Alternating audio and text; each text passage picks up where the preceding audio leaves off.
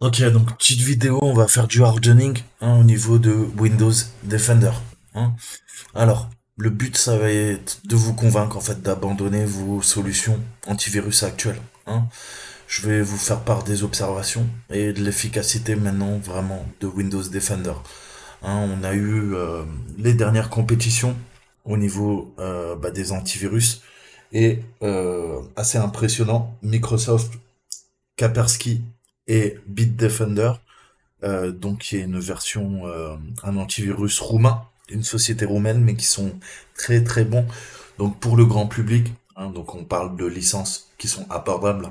J'aborde pas les euh, les EDR, les XDR qu'on peut avoir dans le secteur privé.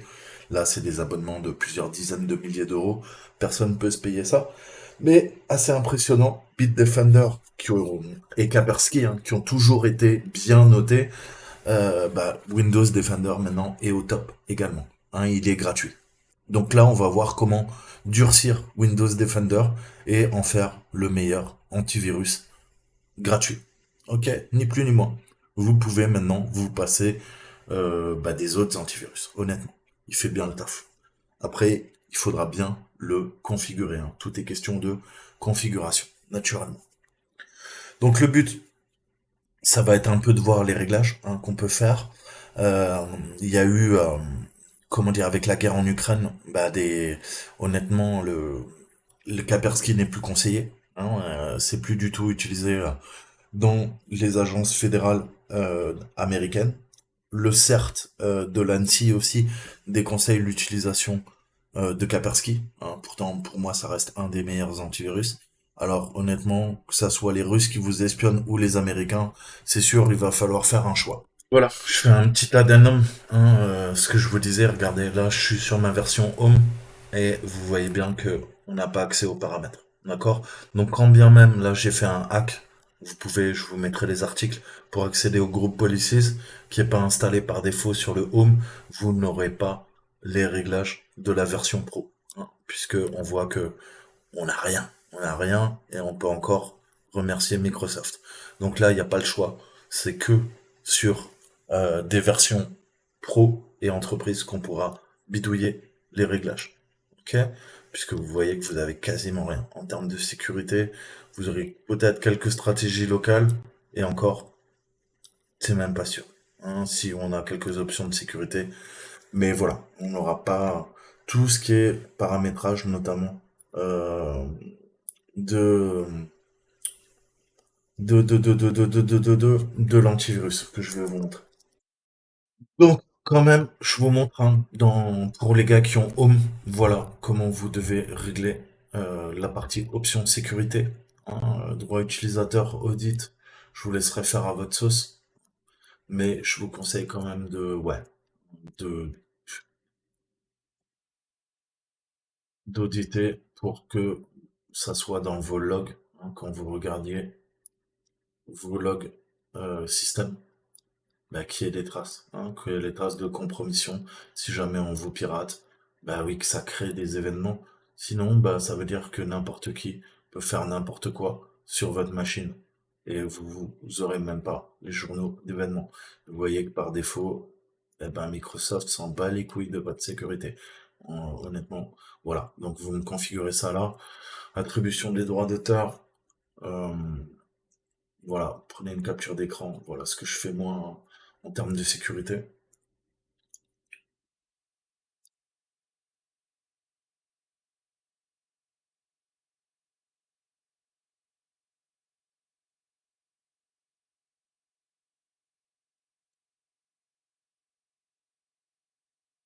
Administrateur, utilisateur, ce que je vous conseille, honnêtement.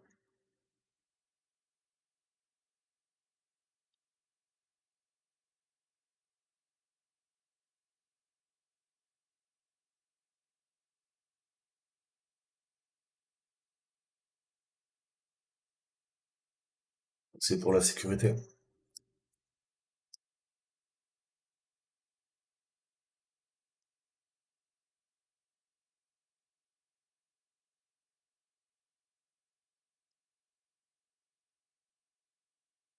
Voilà, là on n'est pas trop loin. Ensuite, option de sécurité. Pareil, je vous conseille surtout de désactiver tout ce qui est NTLM, désactiver le S4, U2 Self. Pareil, vous avez mes réglages. Moi, je suis en mode vénère. L'ordinateur se verrouille au bout de 5 fois. Euh, Limiter l'inactivité, bah pareil. Je vous conseille de réduire, mettez à, je sais pas, 3000 secondes si vous voulez, hein, comme ça le met en veille. Quand il est verrouillé, votre ordinateur est un peu plus sécurisé que quand vous le laissez tourner. Typiquement, quand vous dormez, pensez à le verrouiller. Contrôle le Shift K ou vous faites, bah, vous déconnectez, hein, hop, vous faites se déconnecter, hein, ou verrouiller, mieux. Donc voilà, pensez à faire ça. Voilà tous les réglages que j'utilise. Hein, pareil, désactiver cette merde de basse SAM. N'autorisez surtout pas la connexion de la basse SAM, sinon on peut la pirater à distance. Voilà les réglages, hein, je vous laisserai faire à votre sauce. Important, hein, compte invité désactivé, compte administrateur désactivé si vous-même vous êtes utilisateur et administrateur de votre machine. Compte bloqué Microsoft, moi je vous conseille ça, c'est un mode vénère, mais pareil, pour la sécurité de votre ordinateur. Les utilisateurs ne peuvent pas ajouter de compte Microsoft ni se connecter, ou les utilisateurs ne peuvent pas. Voilà, vous allez prendre ça, hein, parce que ne pas se connecter, ça va être un peu violent.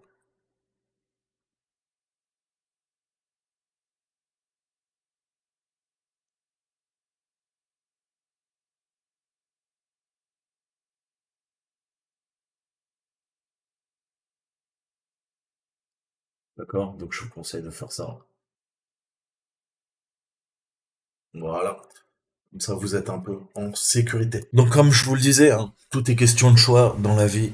Mais vous n'avez pas besoin d'acheter un logiciel antivirus coûteux, hein. Si vous êtes un utilisateur standard, vous surfez sur le web, vous voulez pas installer de logiciel supplémentaire, hein, qui pourrait ralentir votre PC, et vous avez simplement d'autres meilleures choses à acheter, vous pouvez utiliser un logiciel antivirus intégré à votre système d'exploitation Windows. Il n'y a pas de solution parfaite, hein. Et puis mettre un antivirus gratuit ou payant, vous pouvez toujours être infecté, hein. Si vous n'utilisez pas votre cerveau, vous téléchargez n'importe quoi, vous commencez à aller à taper dans du Juarez, etc., etc.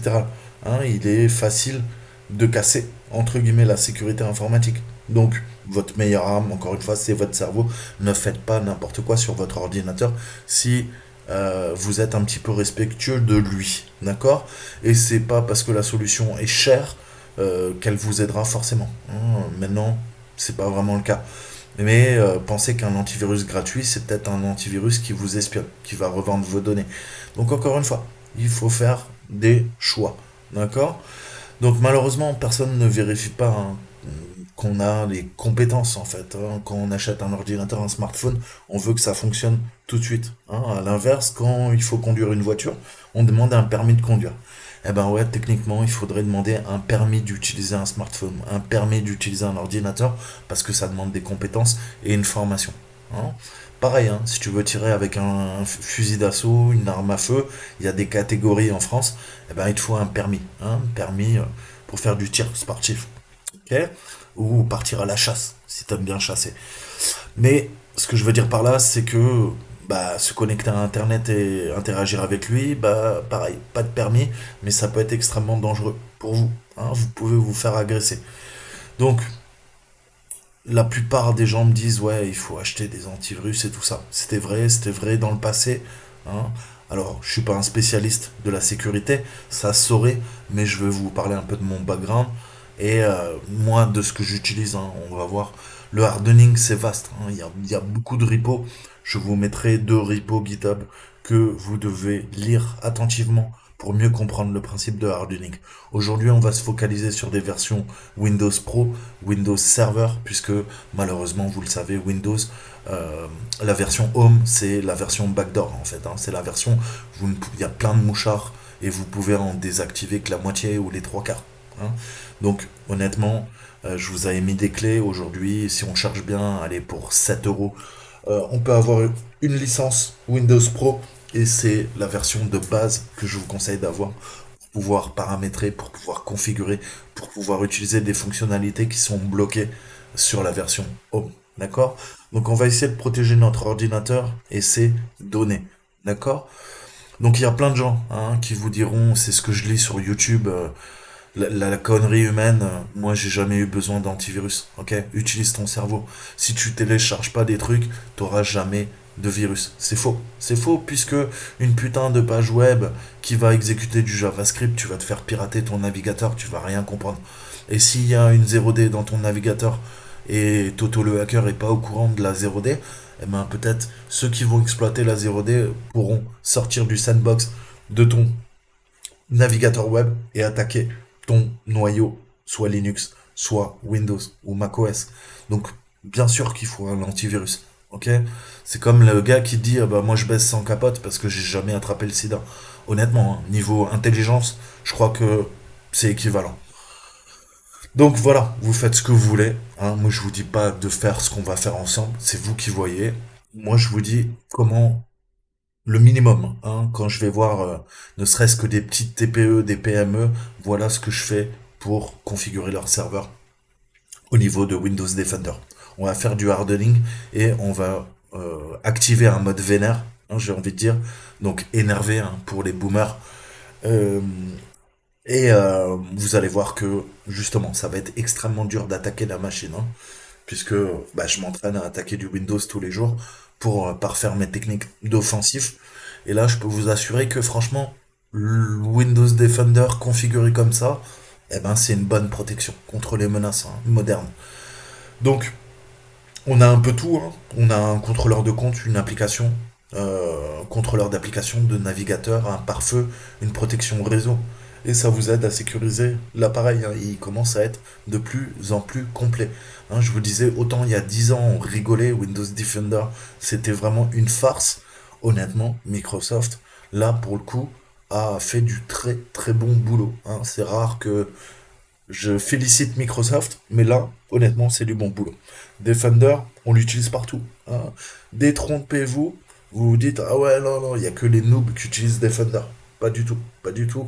En entreprise, on utilise Windows Defender en conjonction avec, par exemple, Sentinel, qui est un SIEM ou ASC comme protection principale. Je l'ai vu chez plein de clients. Donc ne croyez pas qu'il y a des solutions, que des solutions à 10, 40, 50, 100 000 dollars. Il y a aussi Windows Defender qui est activé partout. D'accord?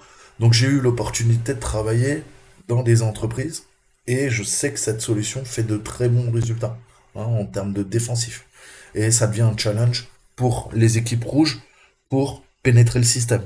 Puisqu'il défend vraiment bien le système d'exploitation, le petit père Defender. C'est pour ça que maintenant je ne peux que vous le recommander puisqu'on passe notre temps à essayer de le casser.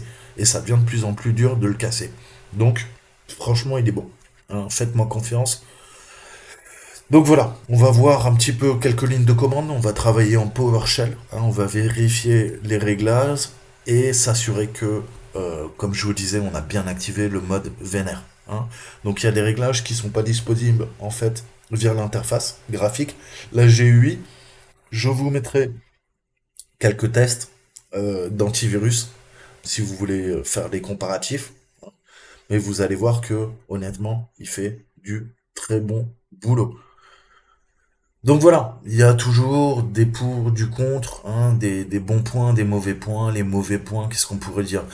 L'interface est pas top, l'activation de certaines fonctionnalités qui améliorent les performances de Defender nécessite de faire un peu de bidouille en ligne de commande.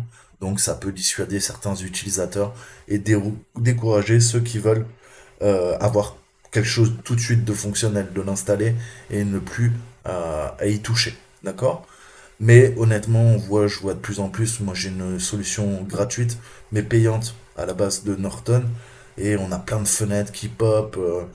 Voilà, Norton a décidé d'installer un miner de Bitcoin dans son antivirus, et vous pouvez pas le désactiver. Enfin, franchement, les fabricants d'antivirus, même payants, font n'importe quoi. Donc honnêtement, un petit Windows Defender avec quelques lignes de commande, vous allez voir que ça fait parfaitement le taf. Donc le premier truc qu'on va faire, on va faire du segpol. On va travailler sur le paramètre de stratégie de groupe local. C'est la clé en fait pour améliorer et renforcer Defender. On a l'éditeur de stratégie de groupe local qui est disponible uniquement pour la version pro et entreprise. C'est pour ça, si vous êtes sur la version familiale de Windows, je vous arrête tout de suite. Stoppez la vidéo, elle n'est pas faite pour vous. Hein, je parle que pour les gens qui ont une version pro ou entreprise. D'accord? Parce que vous ne pourrez pas activer cet éditeur. Il n'est pas possible. C'est ce que je vous disais en préambule. D'accord? Vous pourrez peut-être lancer les commandes PowerShell que je vais vous montrer, mais vous allez voir que la moitié ne fonctionne pas sur la version Home. Bon, maintenant que j'ai fait mon petit disclaimer, on va travailler là-dessus.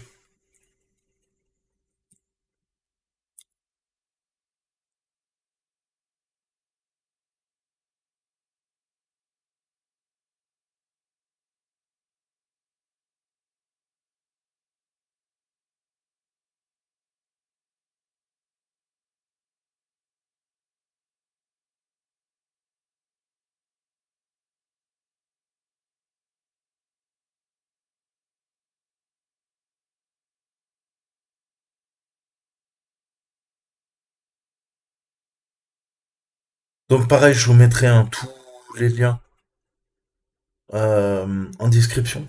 Hein, mais pareil, hein, apprenez la programmation et puis n'exécutez pas des scripts que vous ne connaissez pas. Fichier batch.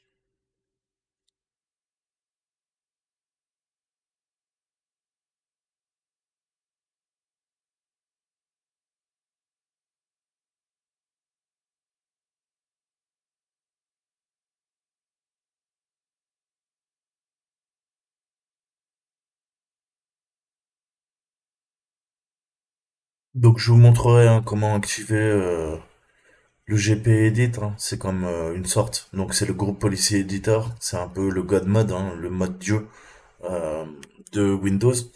Alors si vous avez une version Home, hein, vous avez plusieurs façons de l'activer. Hein. Je vous mettrai tous les liens en description. Traduisez la page. Vous avez un petit installer que vous pouvez télécharger pour pouvoir l'activer. Il y a des repos GitHub, il y a un peu tout. Vraiment, pour pouvoir l'activer sans aucun problème. Donc une fois qu'on a fait ça, ben, on va venir travailler dessus. Donc gp edit.msc.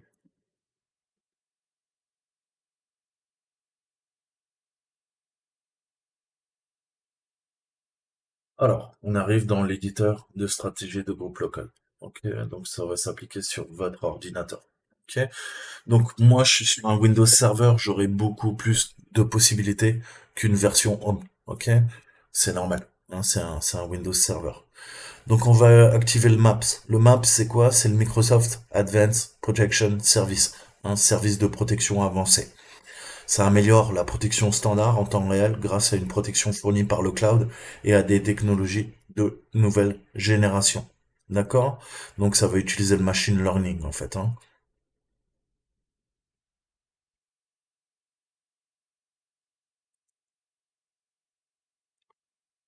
Donc on va aller dans configuration de l'ordinateur. On est d'accord? Hein, c'est la partie du haut. On va aller dans la partie modèle d'administration. D'accord? Composant Windows. D'accord? Windows Defender Antivirus. Ça sera tout en bas. C'est ouf.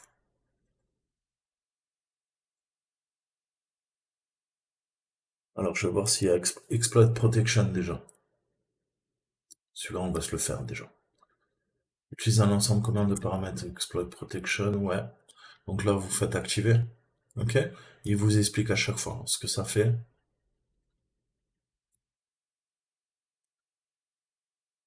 Donc ça permet de sécuriser. Hein, vous allez faire OK. Alors moi je le fais pas. Hein.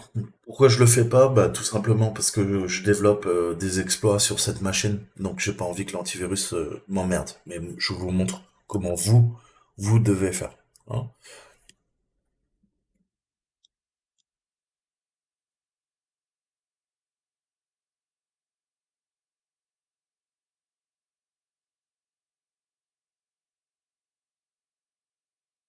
Donc pareil, gestion à distance, WinRM, je vous conseille de désactiver. Si vous voulez pas qu'on utilise Evil WinRM pour vous poutrer.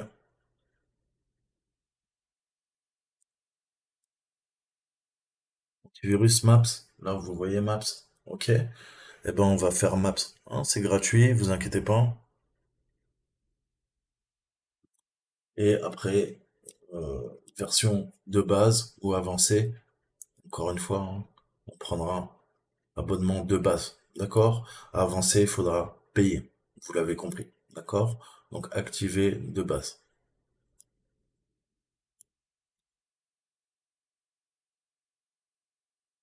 Ensuite, vous voyez, configurer la valeur des emplacements locaux pour envoyer les vaqueurs.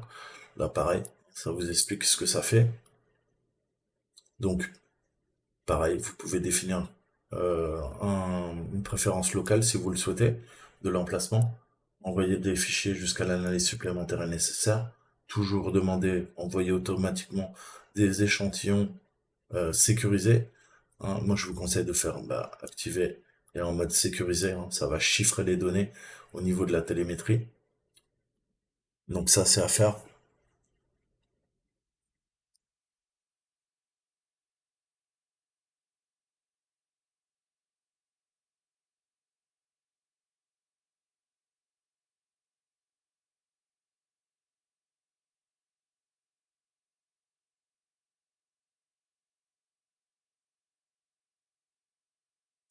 Pareil, très important, bloquer à la première configuration, bien sûr, c'est le mode le plus vénère, activé, hein, bloqué à la première consultation.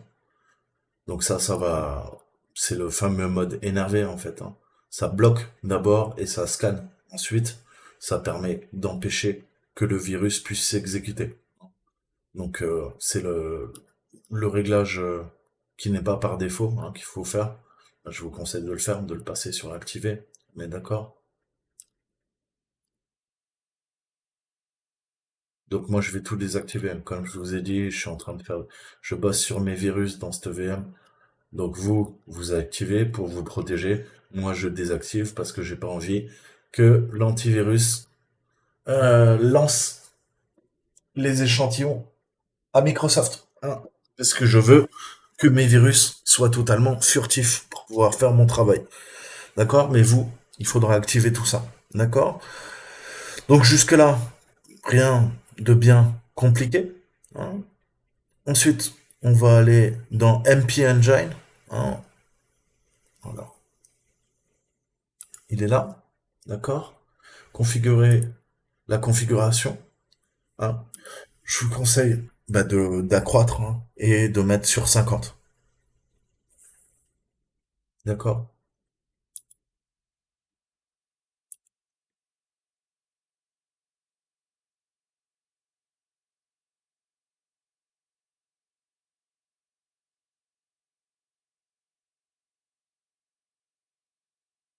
Donc ça va permettre de rendre beaucoup plus agressif, hein, votre antivirus et il va aller taper sur le cloud euh, 50 ou 60 secondes, hein, d'analyse dans le cloud pour être sûr. Ok? Et comme le cloud est assez puissant, hein, ça va permettre de détecter les menaces qui sont pas encore connues. Donc là, vous faites OK. Moi, je vais faire désactiver. Et là, bien sûr, niveau de protection, hein, vous faites niveau de blocage, tolérance zéro. Ce qui vous dit, bloque tous les fichiers inconnus exécutants, hein. Alors, si vous voulez baisser, vous baisserez là. Très élevé, bloque les fichiers inconnus de manière agressive et applique des mesures de protection complémentaires susceptibles d'avoir un impact sur les performances du client. Hein, donc là, ça va utiliser, si vous avez un bon PC, utilisez élevé ou tolérance zéro si vous êtes paranoïaque, élevé si vous avez un bon PC, très élevé, pardon, si vous avez un bon PC, et élevé ou par défaut si vous avez un CPU qui est pas très puissant. D'accord? Voilà, le meilleur réglage, c'est celui-là. C'est élevé. Mais honnêtement, moi je suis en mode parano, donc généralement j'utilise ces deux-là chez les clients. Et après, au cas par cas, on va venir autoriser ou non si jamais il est bloqué, que ça fait des faux positifs. Je préfère avoir des faux positifs que me retrouver euh, avec une machine qui est infectée. D'accord? Donc ça va le rendre extrêmement agressif hein, lors de l'identification de fichiers suspects. Donc ça c'est cool. 50 secondes pour le cloud. Hein, et à partir de là, vous allez redémarrer le PC. Ok, là je le fais pas, vous l'avez compris, mais vous, une fois que vous avez fait ces réglages, vous redémarrez. Une fois que vous avez redémarré, on va aller, hop, configurer. Vous tapez Windows sec,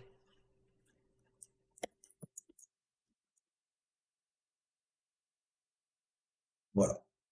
Paramètres Windows Defender. Et là, pareil, on va le régler en mode super vénère.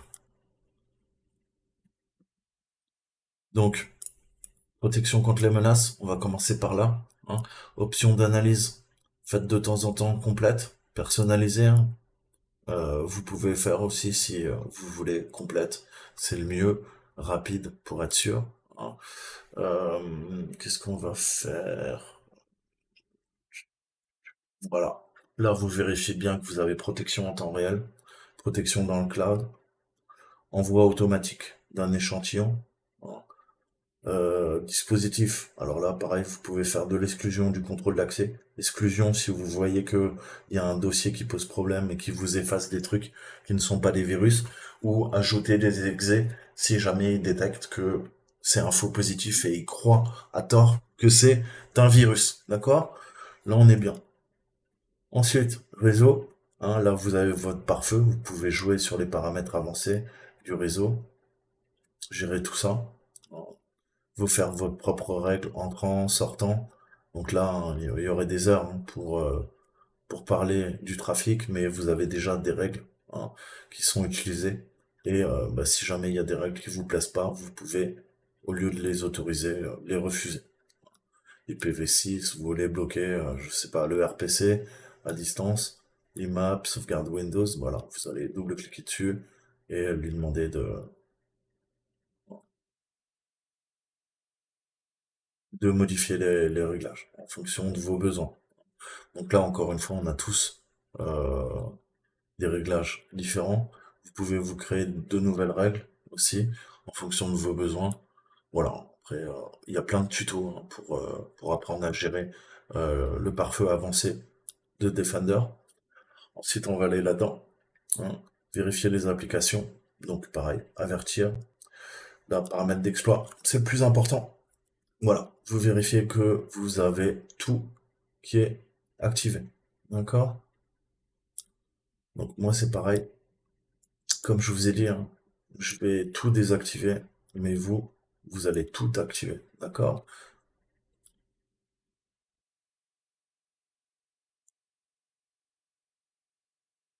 Donc pareil, hein, si vous faites une VM comme moi, avec pour développer vos exploits et bosser sur votre code, vous n'avez pas envie que ce que vous venez de compiler, vous avez passé des heures à développer votre virus, que Windows Defender vous le supprime, ok? Ou le pire, l'envoie sur le cloud, ok? Donc pareil, c'est quand vous vous entraînez au buffer overflow et tout ça, euh, désactiver hein, tout ce qui est vérification du tas, de la pile, l'intégrité, la SLR, hein, puisque ça va randomiser et ça va vous mettre des bâtons dans les roues hein, quand vous commencez à travailler sur des buffer overflow, typiquement quand vous travaillez sur vos certifications OSCP. D'accord? Donc moi je désactive, vous, il faut que ça soit actif partout, hein, à moins que comme moi, vous vous fassiez une VM pour les exploits. Je répète, que ça soit bien clair. Isolation du noyau, ok? Oui, je vous conseille de le faire. Alors attention, par contre, si comme moi, vous utilisez VirtualBox et vous utilisez VMware, ça va vous bloquer VMware. Hein, ça va vous bloquer VirtualBox. Qu'est-ce que j'entends par là? Vous ne pourrez plus utiliser le VTX, le VTD, Intel et AMD. Donc, c'est bien si vous n'utilisez pas de VM sur votre Windows. Si vous utilisez soit VirtualBox, soit VMware, n'activez pas cette fonction puisque ça va empêcher l'émulation matérielle et même votre VM de démarrer. Hein, vous serez baisé. Il faudra désactiver l'intégrité de la mémoire. D'accord? Donc c'est un choix. Hein. L'intégrité de la mémoire, qu'est-ce que ça fait? Ça passe quasiment tout en mode sandboxing, en utilisant justement un autre hyperviseur interne Hyper-V, interne à Windows, qui va virtualiser votre système d'exploitation. Même s'il est physique, ça va ajouter une couche de virtualisation. Et cette couche de virtualisation vous empêche de faire tourner en même temps des machines virtuelles au sein de VMware ou de VirtualBox. Donc soyez-en conscients. Hein. Si vous n'utilisez pas de VM, je vous conseille fortement d'activer ça pour empêcher les virus de s'attaquer à la mémoire. Hein. Ça va isoler le kernel, le noyau, et ça va extrêmement rendre beaucoup plus compliqué d'attaquer. D'accord? Donc là, moi, c'est pareil, je le fais pas, puisque c'est une machine d'entraînement, et encore une fois, ça me sert pour mes exploits.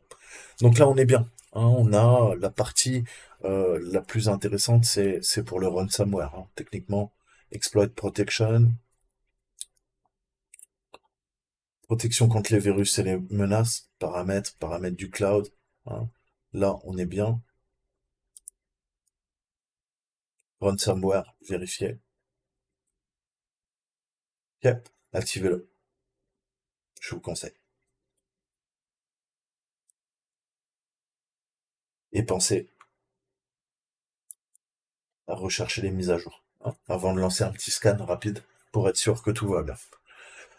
Donc voilà, hein, ça se téléchargera comme tous les antivirus automatiquement, mais n'hésitez pas à aller faire un petit tour ici pour mettre à jour vos définitions. Et je vous ai dit, maintenant là, honnêtement, vous allez être plutôt pas mal. Maintenant, on va forcer la mise à jour des signatures toutes les heures. Puisque je vous ai dit, c'est en mode automatique, mais je crois que ça vérifie toutes les 12 ou les 24 heures. Donc c'est pas super cool. Donc il nous faut un PowerShell en mode admin. Clic droit, PowerShell admin. Ok, alors, on va faire un set MP préférence. Ok, on va passer à signature. Voilà. Signature, alors, non, c'est pas le first grace, c'est signature update. Intervalle, voilà, update interval. Vous le passez à 1, ça veut dire que ça va faire des vérifications toutes les heures. Hein. Si vous voulez toutes les demi-heures, vous l'avez compris, qu'est-ce qu'on va faire? 0,5. D'accord? Voilà, je vais mettre toutes les heures, si vous voulez. Hein. Donc, voilà.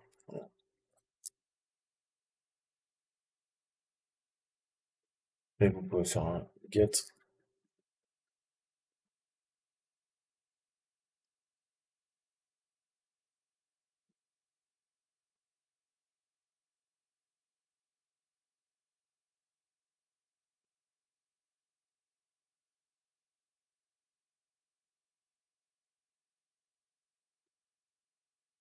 Ensuite,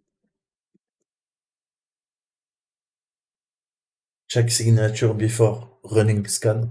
Vous allez le mettre sur 1. D'accord? Bon, moi, je le repasse sur 0. Vous l'avez compris.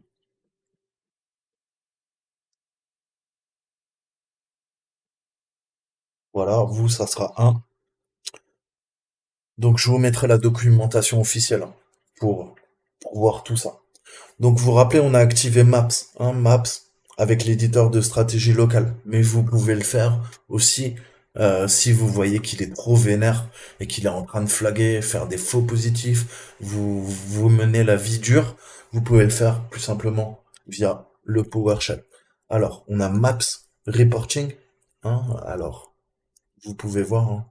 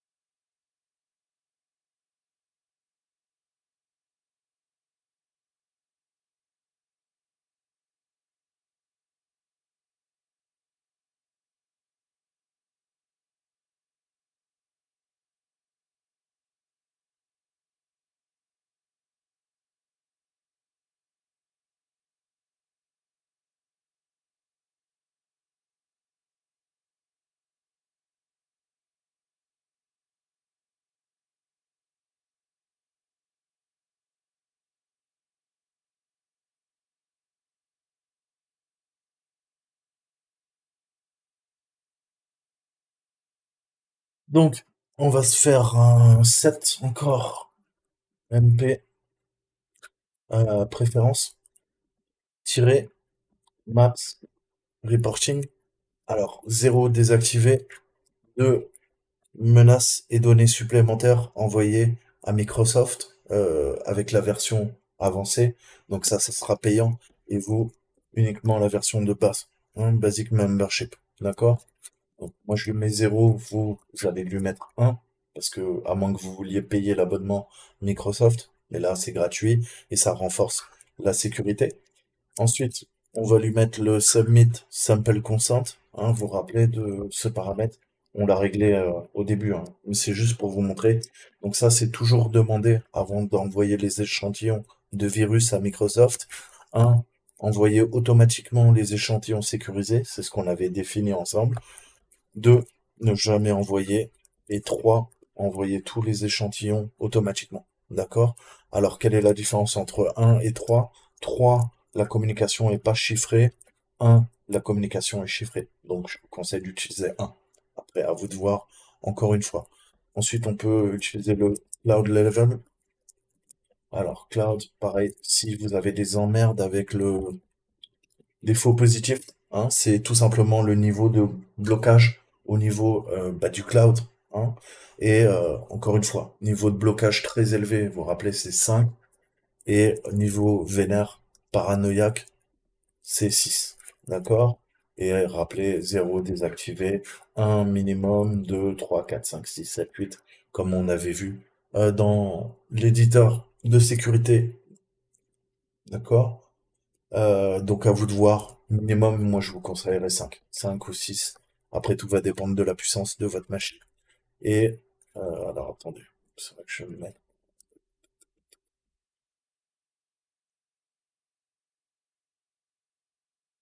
Donc pensez à l'autocomplétion, hein, pareil. Hein. Si vous n'avez pas envie de vous emmerder, voilà, je vais mettre 0. Vous mettez 5, je vous conseille. Et on a le cloud aussi, level. Et extended timeout, on l'avait mis à 50. 50, 60. Si vous êtes vraiment paranoïaque, mettez-le à 100, 100 secondes, honnêtement, pour s'assurer que vous avez 1 minute 30 avant d'exécuter le programme, et pendant 7 minutes 30, l'échantillon va être envoyé au cloud de Microsoft et s'assurer via le machine learning, le deep learning, qu'il n'y a pas un virus avant de l'exécuter sur votre ordinateur. Ok? Je vous ai dit, hein, là c'est le mode parano hein, qu'on est en train de configurer. Donc voilà, hein, pensez à faire les réglages qu'on a fait via l'interface graphique et vous êtes tout bon, tout propre, d'accord? Donc en résumé, hein, on vient d'activer le mode rageux, hein, même votre grand-mère pourrait le faire. Donc pareil, hein, pensez à vérifier de temps en temps que les réglages n'ont pas sauté. Hein, Microsoft a la fâcheuse habitude de faire des mises à jour qui remettent ces réglages par défaut. Hein. Donc tous les 6 mois, vérifiez ce qu'on a fait ensemble. Je vous le conseille pour votre propre sécurité. D'accord? Donc voilà. Moi honnêtement, je vais terminer ma licence Norton. Je crois qu'il me reste 1 an et demi, 2 ans. Elle était gratuite, il est pas trop mal. Mais je pense que la prochaine fois que j'achète un antivirus, eh ben, si j'en achète pas, en tout cas, j'utiliserai celui de Microsoft parce qu'il est vraiment bien maintenant. Voilà. Donc, je vous mettrai plein d'articles en description. Allez voir le fil de discussion d'Hacker News. Je vous conseille de suivre les threads d'Hacker News. C'est là où vous serez en contact avec des gens qui travaillent dans la cybersécurité, des hackers, soit white, soit grey, soit black. Et c'est là que vous récupérez un maximum d'informations en termes d'infosec, de cybersec. Voilà, j'espère que ça vous a plu. Moi, je vous dis à très bientôt. Prenez soin de vous, prenez soin de vos ordinateurs et à bientôt pour une prochaine vidéo. Ciao, ciao.